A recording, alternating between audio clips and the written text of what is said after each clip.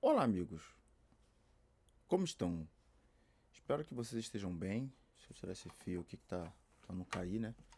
Aquele telefone maroto.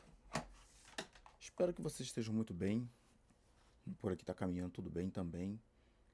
No vídeo de hoje vim trazer aqui, espero eu, voltando, tentando no máximo fazer frequência de vídeos, né? Que é um negócio difícil, complicado. Não tenho tanto tempo assim pra fazer. Mas no dia de hoje, trazendo um breve comentário, como assim acerca dos jogos do Flamengo, que eu já tenho feito há algum tempo, algumas pontuações sobre a questão do time, né?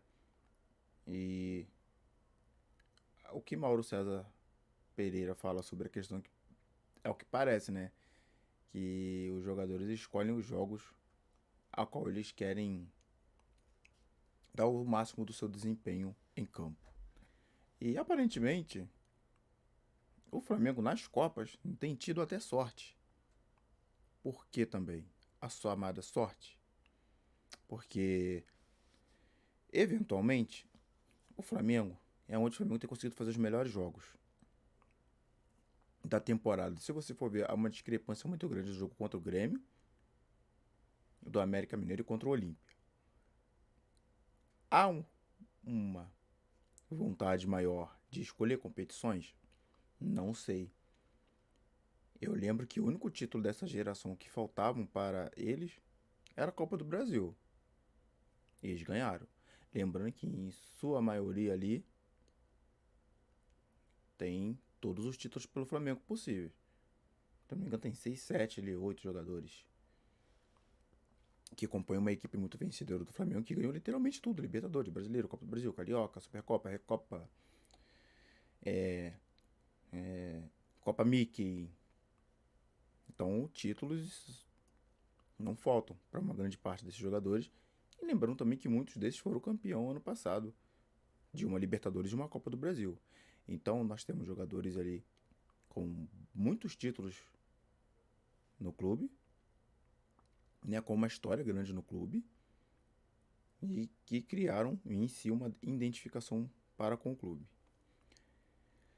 Dito isto tudo, vale ressaltar que aparentemente realmente dá a entender que os jogadores têm um desempenho maior em relação às Copas. Parece que as pernas para o brasileiro lembra aqueles campeonatos antigos quando falavam não dá para disputar duas competições ao mesmo tempo. Você escolhe uma e vai lá e ganha. Muitos anos atrás se falava muito sobre isso, de como os clubes, principalmente brasileiros, abandonavam o Campeonato Brasileiro em detrimento das Copas. Isso falando de equipes fortes.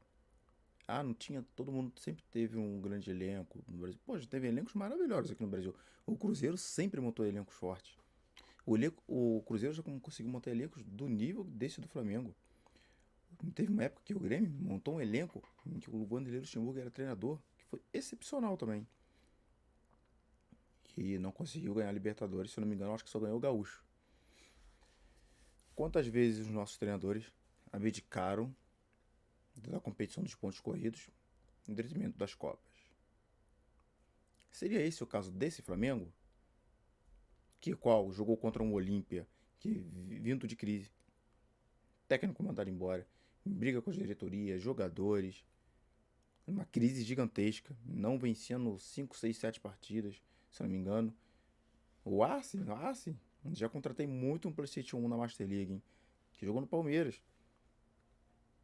Como treinador, a tática para mim ali, apesar da inicial com derrota, mas a tática foi muito eficiente. Agora entrando no critério do jogo, porque o Olímpia não precisava ficar em cima do Flamengo, eles só precisavam segurar o resultado. Eu lembro que quando eu fui ver depois os lances assim, você vê que o Olímpia, por mais que o Olímpia conseguiu segurar muito bem o Flamengo, muito bem mesmo, a tática deles foi essa: segura, encosta, marca falta. Segura, encosta, marca falta. Porque se você for ver realmente no retrato do quesito do jogo inteiro, o Flamengo teve poucas oportunidades. E uma das possibilidades que o Olímpia tinha era que levar 0 a 0.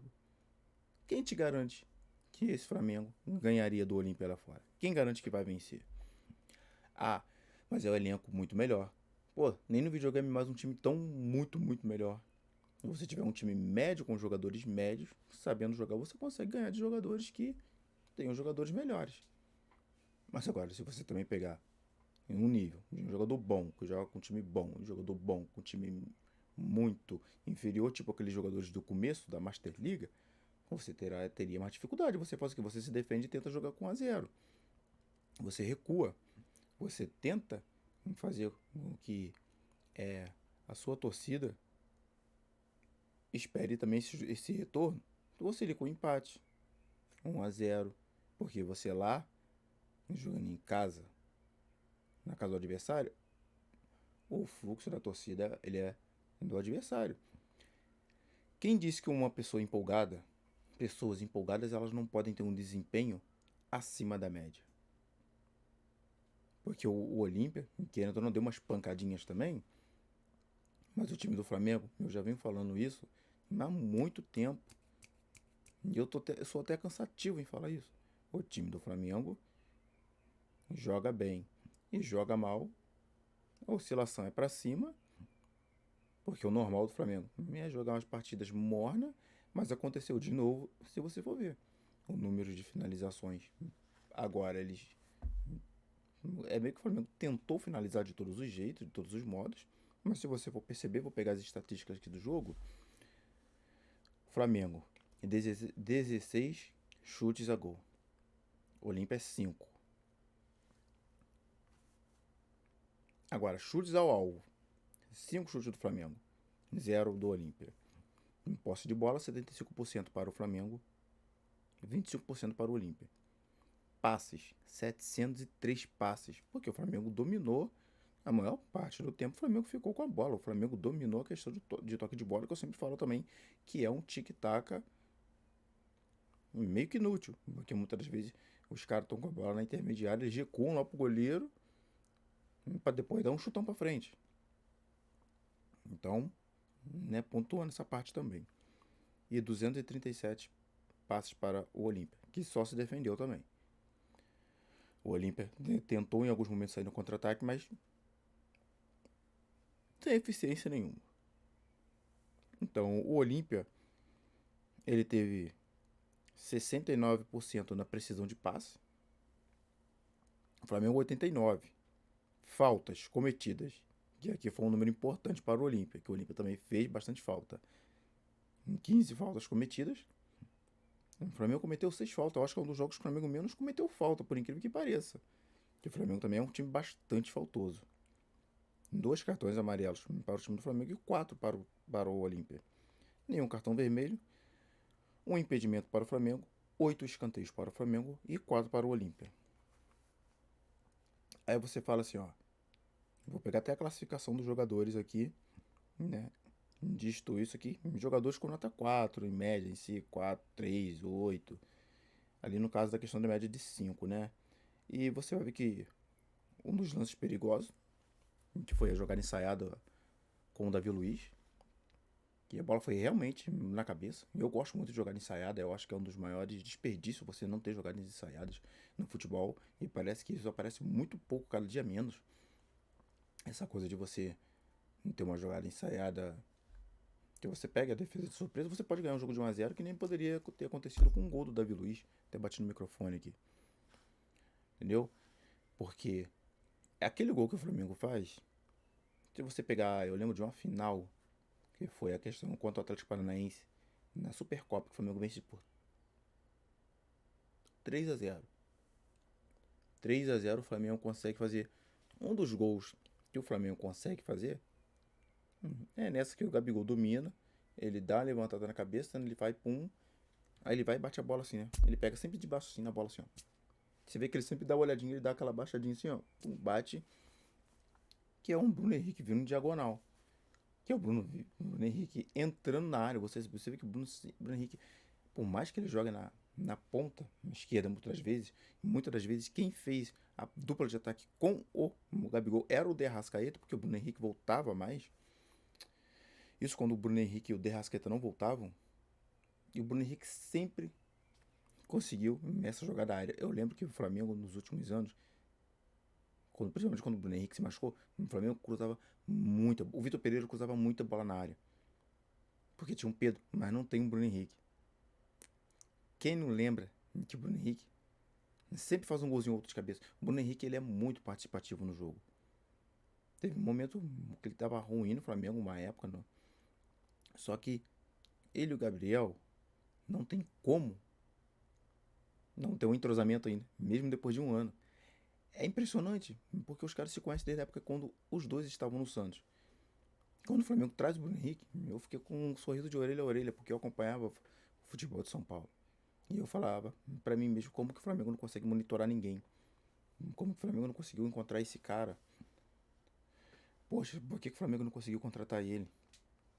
E eu lembro que a torcida é muito engraçado, que ele apareceu no Facebook uma vez. É. Ah, é nesse ano chegava o Bruno Henrique. Os comentários sentando o pau no cara. Mas é claro que ninguém é obrigado também a acompanhar o futebol de outros estados. Porque também pessoas trabalham em alguns jogos. Eu via em de sábado, no meio de semana. Então eu consegui acompanhar muito. E por isso que eu gostava demais do Bruno Henrique. Pela questão individual de velocidade. Entendeu? Que eu também fui conhecê-lo profundamente quando ele estava no Santos. O Gabriel, para vocês terem uma ideia, para mim, eu já tinha uma desconfiança maior, mas eu sabia que ele poderia fazer alguns golzinhos e que ele seria o nosso Henrique Dourado, do mesmo jeito que o Henrique Dourado era para o Fluminense. E tá aí os dois. Na verdade, os três passaram, né? Um foi embora, que foi o Dourado, né? E tem o Gabriel e o Bruno Henrique, a qual as pessoas questionam porque o Pedro é reserva. O Pedro se torna reserva porque o Bruno Henrique chega fulminante, exalando energia, e o Cebolinha também ficou para trás. Que o Bruno Henrique chegou atropelando, gente. Minha questão de fala é a questão que eu sempre falo. Você pode ser o melhor, mas se você der oportunidade para quem tá vindo embalado atrás, essa pessoa, se não passar por cima, ela vai passar você. Então não é questão só de passar por cima, ela pode te ultrapassar. Então isso o Pedro também tem que entender que quer brigar para ser titular, mas também está em um mau momento. E questão dele ser participativo de alguns jogos no qual ele não consegue participar tanto, isso daí, Paulo Souza, Vitor Pereira, se não me engano, Domenech Torre, todos os treinadores sempre falaram a mesma coisa e muitos deles receberam crítica dos torcedores do Flamengo, como se ninguém valesse nada e só o Pedro estava certo. O Pedro fez uma excelente meio do ano. Até o final foi muito importante para nossas campanhas vitoriosas de Copa do Brasil e Libertadores. Mas o Pedro também, depois desse episódio todo, botar a cabeça no lugar e entender que ele também tem jogos a qual ele vai entrar. Porque o Flamengo está disputando em todas as competições. O Bruno Henrique, quando ele volta, ele poderia estar desconfiança de todo mundo. Eu não desconfio em nenhum momento em que ele voltaria, pelo menos, a performar bem. A questão da velocidade da corrida, eu falei, ele não vai precisar só ficar correndo. Porque ele sabe cabecear, ele sabe tocar bola, ele sabe dar assistência. Ele levanta a cabeça porque ele é solidário, ele é mais solidário do que o Pedro. O Pedro já é um cara que tem muita dificuldade de tocar a bola, de dar um passe para infiltração. Aquela bola que o Bruno Henrique dá pro Gabigol contra o Grêmio, o Pedro ia chutar. Poderia ter sido o gol do Pedro, mas o Gabriel estava melhor posicionado. Por isso que minha parceria Bruno Henrique, Gabriel e De Arrascaeta deu certo em 2019. Se você for ver, a maioria dos jogos eles conseguem transitar dentro da era e todos eles tocam a bola. Essa é uma das maiores características que esse Flamengo está tentando voltar e pode ser um fator imprescindível também contra o Olímpia. O Pedro voltando a jogar, né, claro, vai ter suas oportunidades com certeza. E ele com o Bruno Henrique, também o Bruno Henrique vai ajudar ele. ele não parou que também a volta do Bruno Henrique é benéfica para ele também. O nosso maior reforço foi o Flamengo. O nosso maior reforço para o Flamengo e para a temporada se chama Bruno Henrique. Os outros são opções. O Alan voltando bem, jogando bem, também vai nos ajudar. O Pulgar daqui a pouco volta. Então nós temos um seleto tipo de jogadores na qual podemos disputar duas competições. E tem um Brasileirão rolando. Nós vamos para o Paraguai com o Olímpia precisando sair. A pressão inicial vai ser gigantesca. Ou vocês duvidam? A pressão vai ser enorme em cima da gente. A gente quer um Pedro animado também. A gente quer um time, um conjunto melhor do time. Porque a partir do momento também que o Pedro estiver desanimado, não sei qual é a performance dele no campo. Quem será o Pedro que vai entrar? O animado? Desanimado? Ou imóvel? Ou que o cara que se move? Quem vai ser? Eu espero um Pedro muito mais animado para frente, que volte a ter confiança, porque nós precisamos do Pedro, que ele vai ajudar muito nessa temporada ainda. E nós vamos para o Paraguai. Lembrando, a pressão inicial para mim vai ser muito grande do Olímpia, então o Flamengo tem que se concentrar, porque as bolas vão conseguir passar entre essa linha da defesa se tiver o Bruno Henrique. Porém, também tem o Cebolinha e o Araújo, que para mim ele tá mais ou menos. Porque o Cebolinha também, sendo deslocado para a direita, nós podemos ter dois caras de velocidade infiltrando do lado esquerdo e do lado direito com o Bruno Henrique. Né? Apostando também na velocidade do nosso jogador, nessa infiltração que sempre tem quando um time avança muito. Mas boa sorte pro Flamengo. Espero que o Flamengo vença no Brasileirão, vença na Libertadores, para esse mês ser tranquilo, esse mês longo que é o mês de agosto. Um grande abraço e até a próxima. Valeu!